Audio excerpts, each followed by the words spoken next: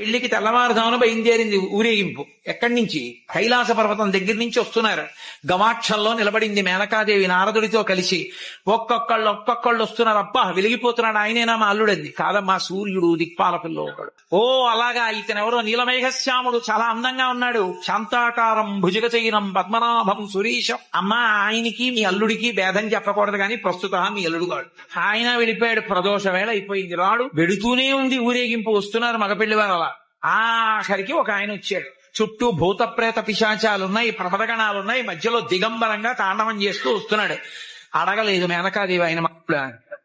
నారదుడే చెప్పాడు, ఆయనే మీ అల్లుడమ్మా అని మెట్లు దిగి వెళ్ళిపోయాడు. ఈవిడ గబగబా మెట్లు దిగి తిన్నగా పార్వతీ దగ్గరికి వెళ్ళింది. నిన్ను చంపినే చచ్చిపోతా, వాడా దొరికాడు నీకు కష్ట. ప్రపంచంలో తన కన్యాదానానికి తను త్రికరణ శుద్ధి లేకుండా చేసి తన పెళ్లి తానే పాడు చేసుకుని తలవంపులు తెచ్చుకుని అవమానాలు పడి పెళ్లి చేసుకుని లోకాలకి తపోభూములు నిలిపినటువంటి ఉదారుడు పరమశివుడు ఒక్కడే.